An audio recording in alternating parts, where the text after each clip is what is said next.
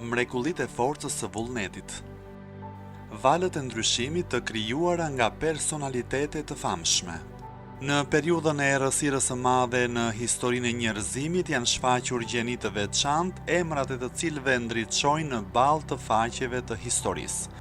Me cilësitë e tyre të shquara shpirtërore, këta njerëz historik mundën të sillnin ndryshime të mëdha në skenën e jetës njerëzore.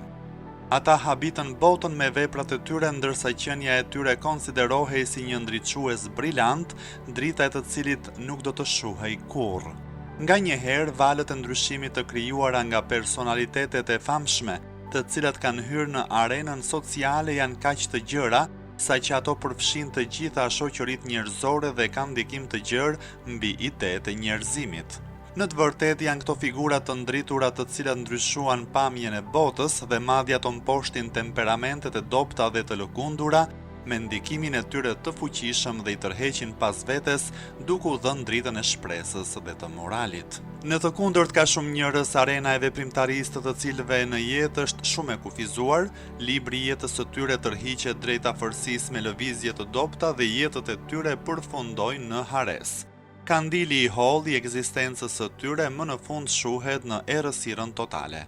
Çfarë lidhjesh ekzistojnë midis personaliteteve dhe ndryshimeve sociale? A janë njerëzit produkti i ngjarjeve të botës ose a ndodhin këto ngjarje në botë si rezultati i individëve të shquar? Studimet shkencore tregojnë se individi dhe shoqëria ndikojnë njëri tjetrin në mënyrë reciproke dhe kur njeriu ndikohet nga mjedisi rrethues, ai sjell ndryshime në këtë mjedis. Nuk është e mundur të studiosh individin të shkëputur nga mjedisi i jetës shoqërore, sidoqoftë në të njëjtën kohë janë individët ata që mund të ndryshojnë kushtet e mjedisit të tyre, si edhe transformojnë pamjen e shoqërisë me forcën e tyre shpirtërore.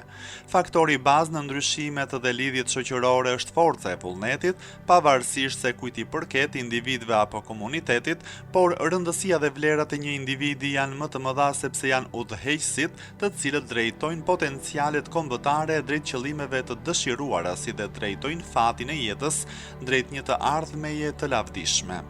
Pa aftësia që lind nga dobësia e vullnetit është rrjedhojë e forcave të kundërta në brendësi të njeriut, pa aftësi nuk do të thotë se njeriu është tërësisht i privuar nga vullneti për vendimmarrje, më saktë ai është i aftë të kryejë çdo veprim që dëshiron, por ai nuk është në gjendje të transmetojë qëllimet e tij nga faza e të menduarit në realitetin e jashtëm. Ekzistojnë shumë individë të cilët vuajnë nga pamjaftueshmëria e ndriçimit të brendshëm. Ata mund të zotërojnë mjete të shumëllojshme në jetë, pavarësisht nga kapacitetet e tyre dhe mundësitë e veçanta që mund të lindin për ta, ata nuk janë shumë të efektshëm. Megjithse kanë fiksuar vështrimin në një plan më të lartë të jetës, atyre u mungon vullneti dhe forca për të ngjitur shkallët e progresit dhe presin që të tjerët të ndërmarrin detyra të lodhshme për ta. Detyra të cilat në vetvete janë mjete që të shpihen drejt rritjes dhe zhvillimit. Nëse ata vetë nuk marrin nismën për të realizuar qëllimet e veta dhe të përpiqen për veten e tyre, çfarë tjetër mund t'i ndihmojë ata në materializimin e shpresave të tyre? Shpesh ata bëjnë plane përfituese dhe të hollësishme, por ata dështojnë në arritjen e rezultateve konkrete. Ata hartojnë plane praktike të cilat nuk arrin kurrë t'i zbatojnë.